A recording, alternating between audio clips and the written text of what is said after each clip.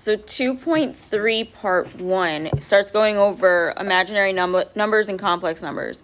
You have imaginary numbers when you have like a negative underneath the square root or any even root. The square root of a -1 or any negative number, in order to pull that negative out, you're going to represent it with the imaginary number I. That imaginary number is considered a complex number. The reason why is because it represents something that's not necessarily a real number or a real solution. So keep in mind here, or take a look here, your important parts from this slide is that I is equal to the square root of -1, and then I squared is equal to -1. Okay, so those two things are the important parts from this slide. You have the imaginary unit or imaginary part, that is the I. So I squared is also equal to -1. That wouldn't be necessarily an imaginary part, but it is a complex number. But your square root of -1 is equal to I, and I is the imaginary part. If you look here at simplifying an example with that imaginary part or that complex number, you have the square root of -9 minus 5. The square root of -9 is like saying, make that -9 a +9, pull out an I, that's I times the square root of 9 minus 5. From here, that would just give you the square root of 9, which is 3, so I times 3 minus 5. The 3 times the I is 3I minus 5. If we were to write this in standard form is always A plus BI form, which means our real part, which is the -5, would go first, and then the 3I would go second. So it would just be -5 plus 3I. So again, the real part from that is the -5. The 3 would be your imaginary part because it has the I that's attached to it. Again, standard form, which we just said, is that A plus BI form, which is the real part comes from the A, or the number that doesn't have the I attached to it, and your imaginary part is the coefficient of that I. For this slide, it shows you different expressions, and it states the real part and the imaginary part. So with the real part in 3 plus 4I, your 3 is your real part, your 4 is your imaginary part because it has that I attached to it. For the 1/2 minus 2/3 I, the 1/2 is your real part, the -2/3 is your imaginary part. The 6I is like saying 0 plus 6I. So your real part would be the 0, and your imaginary part would just be the 6. Your -7 is like saying -7 plus 0I, because you don't have an I there. So in order to cancel out that I, it would have to be multiplied by 0. So your real part would be the -7, your imaginary part would be the 0. So again, these are just a couple of examples on identifying your real parts and your imaginary parts. When we find sums and differences of complex numbers, you're following the same rules that you would if you were combining or finding the difference of variable terms. So kind of treat that I as if it's a variable. Anything that has the I attached to it, you're going to combine. Anything that doesn't have an I attached to it, you're going to combine. If you're taking the difference of them or you're subtracting them, distribute the negative into the second statement or the second expression, and then combine like terms. With these, you're also putting your answers or your solutions in A plus BI form. So your real part will go first, your imaginary part will go second. If we look at the first example here, we have 3 minus I plus 2 plus 3I. For this, since there is addition between the two sets of parentheses, we're just going to rewrite it without the addition to give us 3 minus I plus 2 plus 3I. From here, we're going to combine like terms. So your 3 and your 2 are your real parts. We'll combine those first. 3 plus 2 gives us 5.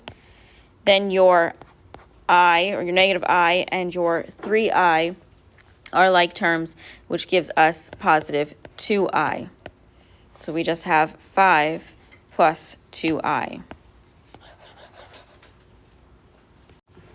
For example B, we have the square root of negative 4 plus negative 4 minus the square root of negative 4. We're going to simplify these radicals during us doing this, or during the time that we're simplifying this. So we know that the square root of a negative, we pull that negative out by representing it with I. So this square root of negative 4 is going to become I times the square root of 4. Then you have plus the negative 4 minus the square root of negative 4 again. So again, that I is going to come out to represent the negative that's underneath that radical. And we're going to have I times the square root of 4 inside the parentheses as well.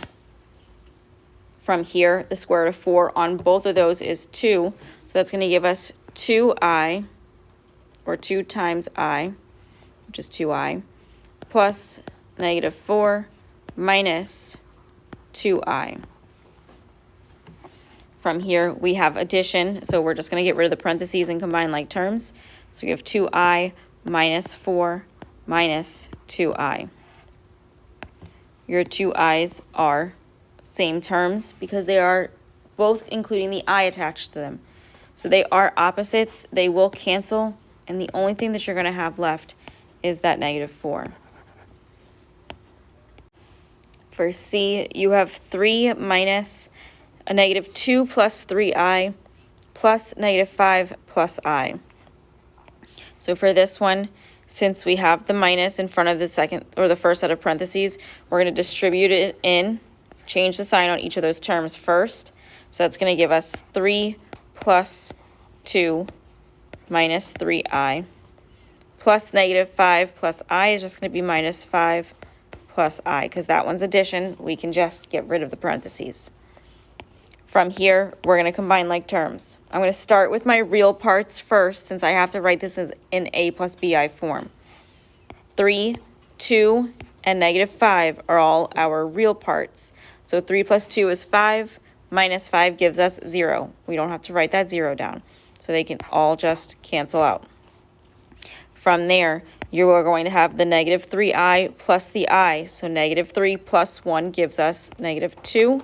We keep the I attached to it. So that's just negative 2i for that one. For D, you have 3 plus 2i plus 4 minus I minus 7 plus I. You do have a negative in front of a set of parentheses here, so we're going to distribute that negative in and rewrite this to be 3 plus 2i plus 4 minus I minus 7 minus I. From here, we're going to combine like terms. Combine your real parts first. You have 3 plus 4, which is 7, minus 7 gives us 0, so those all cancel. Then you have 2i minus I, which is just I, and then minus I minus I is 0i, so that's all just 0. You could also rewrite this. Let's do it this way. To do it, 3 plus 4 minus 7 plus 2i minus I minus I. So this 3 plus 4 gives you 7 minus 7. This 2 minus I just gives you I minus I. So your 2 7s are going to be 0. Your 2 i's are opposites also, so that's 0 plus 0, which is just 0.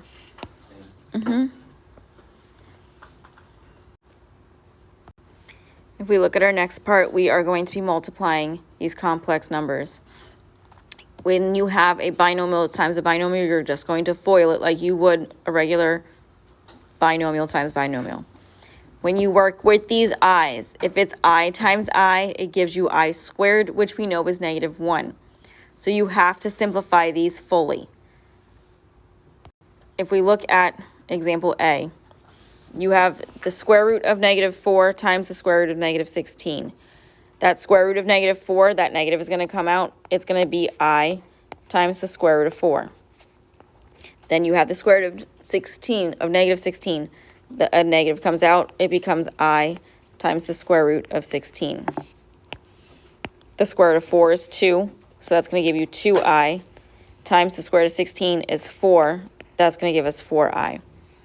2i times 4i is just 8i squared. That I squared is negative 1, so that's like saying 8 times negative 1, which just gives us negative 8. For example B, we have 2 minus I times 4 plus 3i. So this one we're going to FOIL it out. So 2 times the 4 gives us 8. 2 times 3i is going to give us 6i. The negative I times 4 is negative 4i. And then negative I times 3i is negative 3i squared. We said that I squared is negative 1, so that's going to give us 8 plus 6i minus 4i minus 3 times negative 1.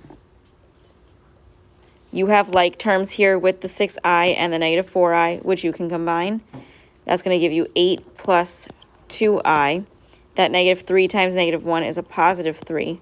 So you're just now doing 8 plus 3, which gives us 11 plus 2i. And then again, we make sure that our answer is in a plus bi form, which is exactly what we have. For example C, we have 3 plus 2i times 3 minus 2i. So with this one, you do have a difference of squares, so your i's should cancel. If they don't, then you're doing something wrong. If we still use the FOILing method with this, we can do 3 times 3, which is 9.